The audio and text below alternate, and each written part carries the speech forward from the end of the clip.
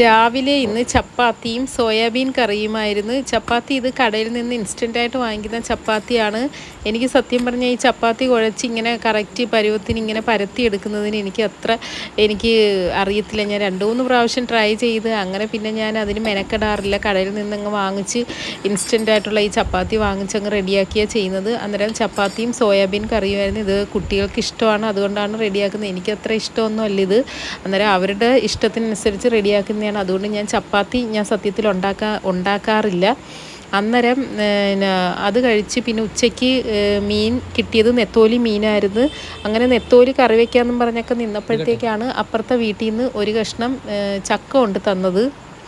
അങ്ങനെ പിന്നെ ചക്ക തോരനോ ചക്ക റെഡിയാക്കാമെന്നും പറഞ്ഞ് ചക്കയായിട്ട് പുറത്തേക്ക് ഇറങ്ങി. കാരണം അടുക്കളയിൽ വെട്ടം കുറവായതുകൊണ്ട് ലൈറ്റിൻ്റെ പ്രശ്നം ഉണ്ടായതുകൊണ്ട് ഞാൻ വെളിയിൽ നിന്ന് എടുക്കാമെന്നും വിചാരിച്ച് ചക്കയും പാത്രവും പിച്ചാത്തിയും എല്ലാം ആയിട്ട് ഞങ്ങൾ പുറത്തേക്ക് ഇറങ്ങി. അങ്ങനെ ചക്ക കട്ട് ചെയ്തെടുക്കുന്നതാണ് നടക്കുന്നത്. സത്യത്തിൽ ചക്ക കഴിച്ചിട്ട് ഒരുപാട് നാളായി, ഒരു 2 വർഷത്തിൽ കൂടുതലായി ചക്ക ഈ കറി വെച്ച് തിന്നിട്ട്. അതുകൊണ്ട് ഭയങ്കര ആഗ്രഹം, ഭയങ്കര കൊതിയായിരുന്നു ചക്ക ഉണ്ടാക്കി കഴിക്കണമെന്നും പറഞ്ഞ്. അങ്ങനെ ചക്ക എല്ലാം കട്ട് ചെയ്യാനായിട്ട് പുറത്താകുമ്പോഴത്തേക്ക് നല്ല വെട്ടവും ഉണ്ട്. ഞാൻ ഒരുവിധം വീഡിയോ ഒക്കെ പുറത്ത് വെച്ചാണ് എടുക്കുന്നത്, കാരണം അകത്ത് ലൈറ്റിൻ്റെ വെട്ടത്തിൻ്റെ പ്രശ്നം ഉണ്ടായതുകൊണ്ട്. അങ്ങനെ ചക്ക ഞങ്ങളെ വീട്ടിലെ പ്ലാവിലാണെങ്കിൽ ചക്കയൊക്കെ ഇതേപോലെ ഇങ്ങനെ ചെറുതായിട്ട് പിടിച്ചിങ്ങനെ വരുന്നതേ ഉള്ളൂ. അന്നേരം പിന്നെ അടുത്ത വീട്ടിൽ നിന്ന് കിട്ടിയപ്പോഴത്തേക്ക് അതും ഒരു സന്തോഷമായി. അങ്ങനെ പെട്ടെന്ന് ചക്ക കട്ടിങ്ങും എല്ലാം നടക്കുകയാണ്. അന്നേരം ഒരാൾ ദാണ്ട ഇതെന്തുവാ ഇവിടെ നടക്കുന്നതെന്ന് അറിയാൻ വേണ്ടി വരിക. അവിടെ നിന്ന് നോക്കിയപ്പോഴത്തേക്ക് ഞങ്ങൾ ഇവിടെ വീഡിയോ എടുപ്പും ചക്കയും എന്തുവാ ഇവിടെ നടക്കുന്നതെന്ന് അറിയാനായിട്ട് വന്നതാണ്. അവിടെ നിന്ന് നഖം വെട്ടിക്കൊണ്ട് നിന്നിട്ടാ ഓടി നഖം വെട്ടിയായിട്ട് ഇനി വന്നത്.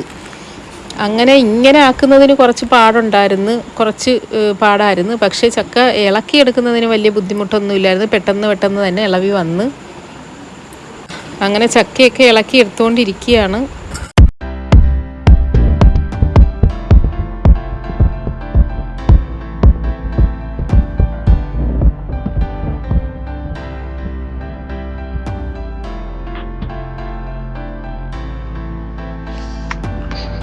അടിക്കുന്നു.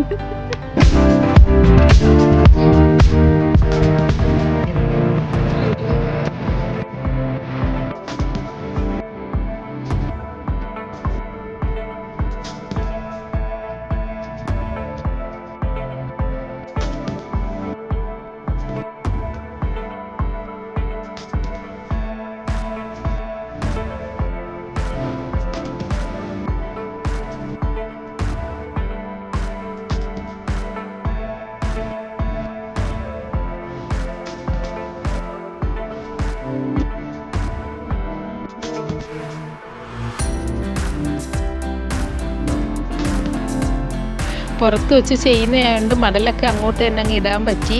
അങ്ങനെ ചക്ക എല്ലാം റെഡിയാക്കി എല്ലാം എടുത്ത്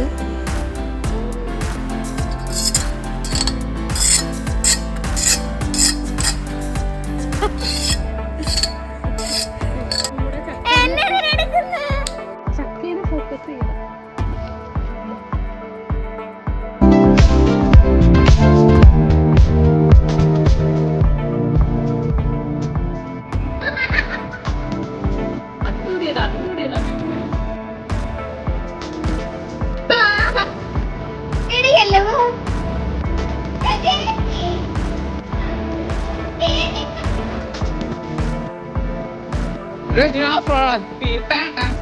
കഴുകി വൃത്തിയാക്കി എടുത്ത ചക്ക അങ്ങനെ അടുപ്പിലേക്ക് ആവശ്യത്തിന് വെള്ളവും ഉപ്പും വെച്ച് വേവാനായിട്ട് വെച്ച്. അങ്ങനെ ചക്കയെല്ലാം തിളച്ച് വെന്ത് വന്നിട്ടുണ്ട്.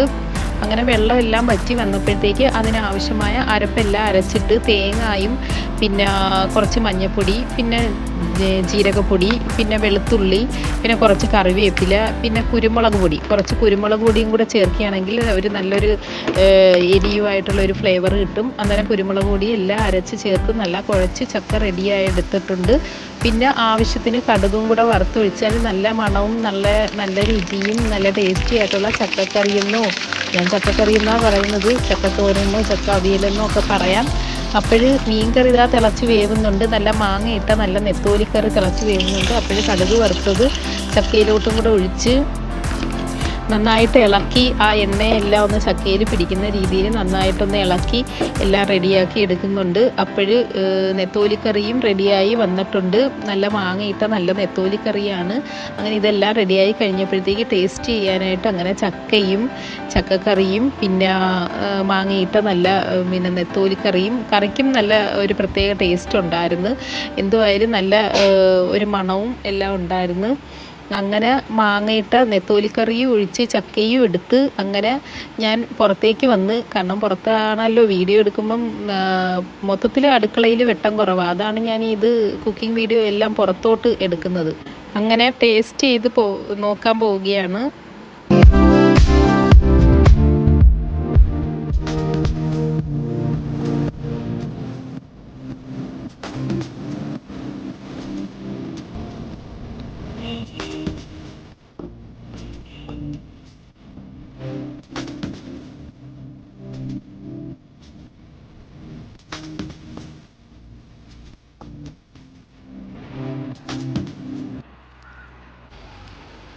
നല്ല ടേസ്റ്റ്.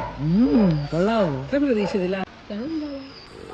അപ്പോഴത്തേക്ക് മഴയും പെയ്ത്, മഴ വന്ന് ചെറുതായിട്ട് ഒരുപാട് നാളത്തെ ചൂടിന് ശേഷം ഒരു മഴ, വലിയ മഴയൊന്നുമില്ല, ചെറുതായിട്ടാണ് മഴ പെയ്തത്. അതോടുകൂടി ഞങ്ങൾ വീഡിയോ എടുത്തു. എന്നാലും മഴ പെയ്തപ്പോൾ ഒരു ആശ്വാസമുണ്ട്. കഴിച്ചൊക്കെ തീർന്നപ്പോഴത്തേക്കാണ് മഴ പെയ്തത്. അങ്ങനെ ഞങ്ങളെല്ലാവരും അകത്ത് കയറി. അങ്ങനെ അപ്പോഴിത്രയേ ഉള്ളൂ. വീഡിയോ ഇഷ്ടപ്പെട്ടെങ്കിൽ ലൈക്ക് ചെയ്യാനും ഷെയർ ചെയ്യാനും സബ്സ്ക്രൈബ് ചെയ്യാനും ഒന്നും മറക്കരുത്. അപ്പോഴും എല്ലാവർക്കും ഇനി ഇതേപോലെ വീഡിയോ ആയിട്ട് വരുന്നത് വരെ ഓക്കേ, ബായ്.